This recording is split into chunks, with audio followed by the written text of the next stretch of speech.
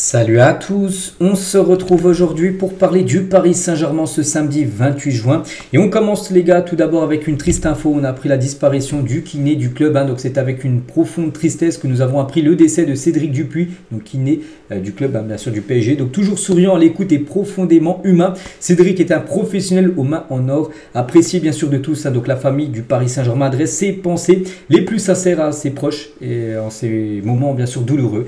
Donc voilà, on pense fort à lui, on pense fort bien sûr à sa famille. On continue les gars, on va parler cette fois-ci de la Coupe du Monde des clubs. Donc voilà, ça commence ce soir, les premiers huitièmes de finale. Donc ce soir, Botafogo, ça aurait pu être le PSG qui aurait pu jouer ce soir si Paris n'aurait pas fini premier du groupe. Donc Paris aurait pu jouer, mais bon, ce sera Botafogo Palmeiras et le Benfica contre Chelsea. Et concernant Paris, ça sera demain bien sûr à 18 h contre Miami. Et concernant l'entraînement du jour, pour préparer bien sûr cette rencontre, donc Dembélé s'entraîne avec le groupe, donc Kimpembe est le seul absent. Donc voilà, c'est le seul absent du jour. Mais sinon, tout le monde est là. Donc ça, c'est quand même une bonne nouvelle. Après, c'est quand même cette saison qui est la saison n'est pas la plus longue de l'histoire du club du Paris Saint-Germain. Et bah, tu as seulement un joueur peut-être qui sera forfait pour le match de demain. Sinon, tout le monde est présent. Parce qu'une saison comme ça, très longue avec des matchs quasiment tous les 3-4 jours, il peut y avoir beaucoup de joueurs blessés. Et non, il n'y a pratiquement personne en blessé. Et bonne nouvelle, Dembélé a bien participé à l'entraînement du PSG aujourd'hui. Tout s'est bien passé. Donc il sera bien sûr dans le groupe et devrait jouer certainement ses premières minutes dans cette Coupe du Monde des clubs. Ousmane Dembélé, lui qui a été forfait lors des 3 matchs bien sûr de poule. Donc voici quelques photos. Tout d'abord avec Ousmane Dembélé, bien sûr. On espère même peut-être titulaire demain, on verra.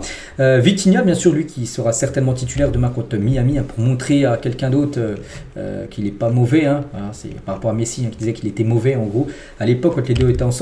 Et les 4 fantastiques bien sûr, donc Dembélé, Barcola, Désiré Doué, bien évidemment le Marocain Achraf Hakimi. Donc voilà les photos de l'entraînement de Paris. Et entre entraînements matinaux, n'oubliez pas que les entraînements sont toujours le matin, voilà, parce qu'il fait très chaud, il ne va pas mettre des entraînements les après-midi alors que la chaleur est étouffante du côté des États-Unis. Donc entre les entraînements matinaux et quartier libre l'après-midi, les champions d'Europe ont trouvé leur rythme de croisière là-bas du côté des États-Unis. Donc travail, shopping, retrouvailles en famille. N'oubliez pas qu'il a accepté les familles des joueurs. Voilà, pour les joueurs, ça leur apporte beaucoup de bien, bien sûr, que leur famille soit là aux États-Unis. Donc, ils ont besoin de ce temps libre pour leur équilibre émotionnel. C'est important qu'ils aient ces plages de repos pendant la journée. Souffle proche du groupe à Atlanta. Donc actuellement, le PSG, n'oubliez pas que Paris jouera demain à Atlanta dans le Mercedes-Benz Stadium, ce sublime stade.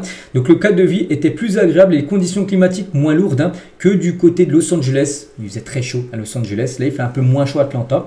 Bon bref, les 6 jours qui séparent le dernier match disputé contre Seattle et le prochain face à Miami. C'est vrai que le match contre Seattle, c'était lundi soir. Puis là, il y a eu quand même 6 jours de repos jusqu'au match de demain.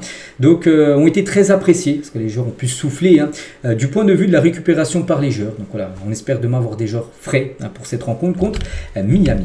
On continue, toujours bien sûr avec Paris. On va faire un peu le point, ce 28 juin. Par rapport aux 5 meilleurs buteurs cette saison. Voilà. Donc le premier c'est bien sûr Ousmane Dembélé. N'oubliez pas que Dembélé depuis août, c'est 33 buts inscrits, surtout beaucoup de buts inscrits depuis janvier sur cette année 2025 où il a inscrit énormément, je ne sais plus combien mais il a marqué beaucoup. Donc Barcola c'est 21 buts depuis le début de saison, donc depuis août 2024. Ramos c'est 18, Désiré Doué c'est 15 et Achraf Hakimi c'est 10. Là, ils sont tous attaquants et Hakimi comme défenseur droit. Il a marqué comme 10 buts. Achraf Hakimi, c'est fou. Et par rapport aux meilleurs passeurs, Bradley Barcola, 20 passes D. C'est que la saison de Barcola est énorme. 21 buts et 20 passes D. Énorme la saison de Barcola. Doué, c'est 16 passes D. Également, grosse saison. Dembélé, c'est 15. Hakimi, c'est 14. 10 et 14, ça c'est fou aussi. Et Fabien Ruiz, c'est 10 passes D également. Donc voilà, avant ce match demain contre Miami, qui sera peut-être le dernier match de la saison. S'il y a élimination, ce sera le dernier match. J'espère pas. Mais voici actuellement les joueurs les plus décisifs de cette saison. On continue, on peut voir l'équipe type de cette phase de groupe de la Coupe du Monde des clubs et 2 Parisiens dedans. Donc sur LiveScore, on peut voir tout d'abord que Vitinha, il figure parmi le milieu de terrain, et Achraf Hakimi, parmi les meilleurs joueurs des 3 matchs de poule. 2 Parisiens, il figure et c'est totalement bien sûr logique et mérité par rapport à Vitinha. Et le maître de la passe à cette Coupe du Monde des clubs avec 117 passes à peu près réussies par match. Alors des 3 rencontres, il domine totalement le tournoi dans ce domaine. Le joueur qui réalise le plus de passes réussies, 117 à peu près en moyenne sur les 3 matchs.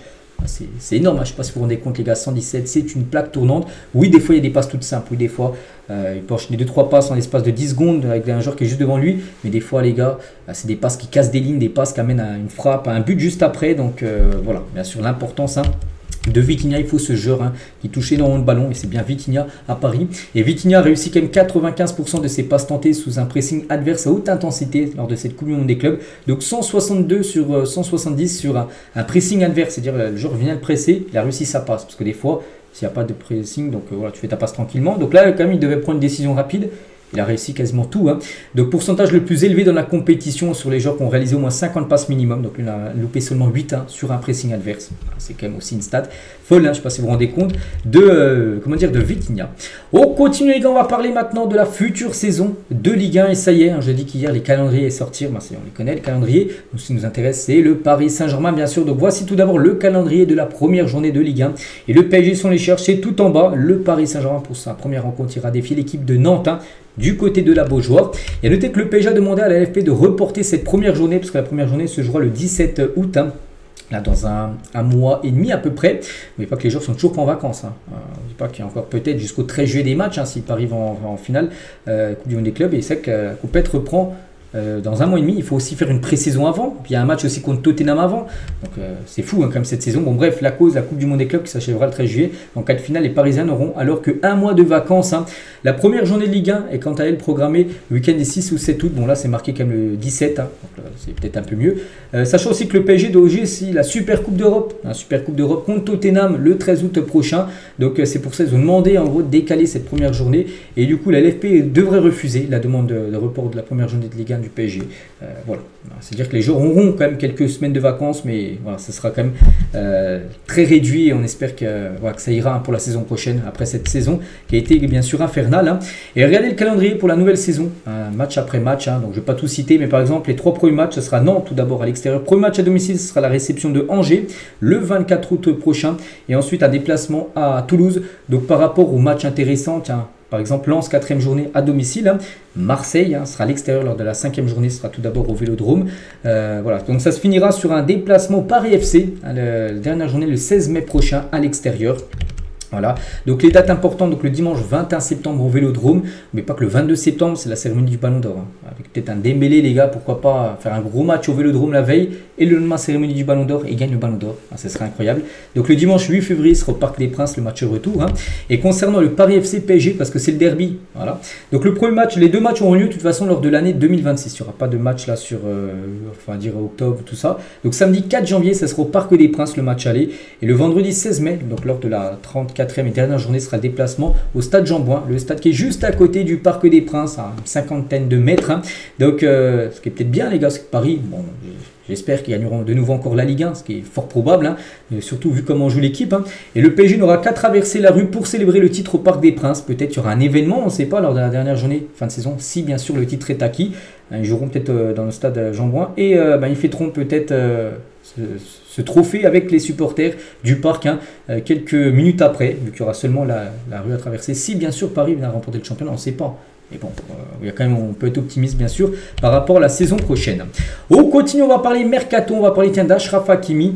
Et Paris étudie plusieurs options, pas pour vendre Hakimi, bien évidemment il est intransférable, mais dont celle plutôt d'un renfort pour Achraf Hakimi, surtout pour compenser l'absence d'Hakimi. N'oubliez pas qu'en milieu de saison, il va jouer le 21 décembre prochain, il y a le début de la Coupe d'Afrique des Nations qui va disputer, en plus c'est très important pour lui, ça joue au Maroc, on soutiendra à fond bien sûr Hakimi, donc pendant un mois il ne sera pas là, voilà, donc on espère pour lui qu'il aille le plus loin possible, Bon il manquera au PSG, mais voilà, ce serait bien qu'il gagne cette CAN avec sa sélection, donc il faudrait, Paris essaiera de trouver un renfort tout simplement, parce que pas avoir Hakimi en mois de janvier ce sera compliqué, mais bon ça sera comme ça, donc c'est pour ça que Paris chercherait peut-être un défenseur droit, Et Hakimi qui a Lucien Favre qui l'a entraîné en Allemagne en 2018 jusqu'en 2020, du côté du Borussia. Il a dit Hakimi était déjà très offensif lorsqu'il jouait sous mes ordres à Dortmund, mais là ce qu'il fait à Paris est magnifique. Il apporte le surnombre, il est de temps en temps à l'intérieur, de temps en temps entre les deux, c'est difficile de l'arrêter. Je vois aussi qu'il est devenu un vrai leader du vestiaire en gros. Désormais il sera toujours catalogué comme un joueur d'attaque. Quand il doit rentrer dans le terrain, il ne se fait plus surprendre dans son dos, il fait tout beaucoup mieux qu'avant. Il sait être dans les 16 mètres en occupant la bonne zone. Il est là au bon endroit, par exemple en finale de Ligue des Champions. Le premier but marqué, c'est lui qui a plus qu'à la pousser au fond des filets, mais qu'est-ce qu'il fait là? Non, il joue défenseur droit, il était, ou doit être un numéro 9. Et voilà, donc il se place bien Et ça fait la différence, et qu'on a pu voir des buts et des passes D exceptionnels, bien sûr, pour Achraf Hakimi. On continue, tiens, on va parler de Zarbani, un joueur qu'on parle beaucoup aussi. Donc il aurait déjà dit oui au PSG. Donc les négociations actuellement avec Bournemouth, donc pour finaliser le transfert, estimé à 70 millions d'euros. Donc Liverpool est également sur le coup, mais n'a jamais été plus loin. Donc pour l'instant sur Paris, bien sûr, qui est en avance sur le dossier. Donc je pense que si ça venait à se faire, de toute façon, ça se fera après la Coupe du Monde des clubs. Pour l'instant, l'équipe, je pense, est focus 100% sur cette compète. Et après, quand ça sera fini, ce sera en plein mois de juillet, voilà, je pense que Paris vraiment s'activera sur le mercato et essaiera de faire venir, bien sûr, ce défenseur. Le PSG devrait confirmer l'arrivée de Ilian Mann ce lundi. Donc c'est un joueur plutôt marocain-belge, donc la double nationalité. Mais il joue du côté de la Belgique et devrait s'engager au PSG lundi. J'ai déjà parlé de ce joueur-là. Ça devrait être officiel lundi. Donc, ce serait un joueur tout d'abord pour l'équipe, on va dire réserve, enfin les jeunes. Voilà, tout d'abord. Et s'il est bon, bien sûr, on pourra le voir très prochainement en équipe première. Donc, ça pourrait être officiel lundi. Le PSG cible Diogo Leite, un joueur portugais. On sait que la connexion Paris-Portugal marche très bien. Il y a déjà 4 portugais, il y en avait plein dans le passé, les Pauletta, les Danilo, tout ça. Je ne vais pas tous les citer, donc à nouveau pourrait débarquer. Donc concernant ce joueur que je connais très peu, j'ai déjà entendu parler de lui, mais vous savez que je regarde très rarement Union Berlin, où il joue. Donc l'Union Berlin fixe le prix du Portugais à 13 millions d'euros. Donc Paris n'est pas le seul prétendant pour le défenseur de 26 ans, qui peut peut-être être le plan B en gros de Zabarni. Donc le Bayer Leverkusen ainsi que des clubs de Première Ligue et de Serie A surveillent également le défenseur Diogo Leite. Donc voilà, concernant bien sûr ce joueur. On continue avec Marco Asensio, joueur du PSG qui a été prêté là de janvier jusqu'au 30 juin, donc jusqu'à la fin de saison à Aston Villa. Donc il a été proposé au Fenerbahçe pour la nouvelle saison. Maintenant on attend de voir si le club turc est intéressé, parce que Luis Enrique ne veut pas du retour bien sûr de Marco Asensio au sein du club. Concernant Renato Sanchez, le Benfica ne compte pas conserver Renato qui était prêté bien sûr. Il fera normalement son retour au PSG dans les prochains jours pour la saison prochaine. Donc le Beşiktaş a pris des renseignements pour un éventuel prêt. N'oubliez pas qu'il lui reste encore 2 ans de contrat. Il a un contrat jusqu'en 2027 Renato. Donc voilà, normalement il devrait revenir. On ne pense pas que il rentrera dans les plans de Luis Enrique pour la saison prochaine. Donc du coup, il faudra retrouver encore un club intéressé. Donc il y a le Benfica, on pensait qu'ils allaient peut-être lever l'option d'achat, mais du coup, avec toutes les blessures, il a encore été blessé là récemment. Benfica, en gros, pas très chaud pour acheter le joueur que Paris a mis une option d'achat à 10 millions d'euros. Rafinha, tiens, bon, c'est un joueur du Barça, mais il parle un peu des 2 joueurs du PSG. Donc Rafinha sur le manque de repos de ses compatriotes Marquinhos et Beraldo. Il a dit, moi je suis en vacances et il devrait l'être aussi.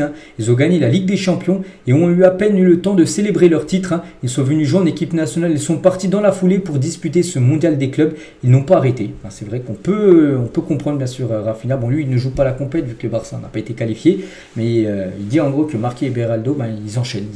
Ligue des Champions. Ensuite, ça a été bien sûr 2 matchs avec le Brésil. Dans la foulée, ils repartent avec le PSG jouer la Coupe du Monde des clubs. Donc voilà, en gros, ce qu'a pu dire Rafinha sur les 2 Parisiens. Et on finit aujourd'hui avec un ancien coach du PSG, c'est Christophe Galtier, des nouvelles. On parle d'anciens joueurs ou même d'anciens coachs. Donc l'ancien entraîneur du PSG, Christophe Galtier, devrait rejoindre le Neom SC, récemment promu en Saudi Pro League. Le club de la future ville ultra sophistiquée, elle est encore en construction cette ville. Donc devrait aussi accueillir Alexandre Lacazette. Petite info concernant surtout Christophe Galtier, ancien entraîneur du PSG. Donc voilà les gars ce qu'il y a à dire aujourd'hui. J'espère que ça vous a plu. On se retrouve nous demain, bien sûr, à demain, un jour de match. Donc le jour d'avant-match, la rencontre bien sûr contre Miami. Je vous souhaite une très bonne journée et à demain.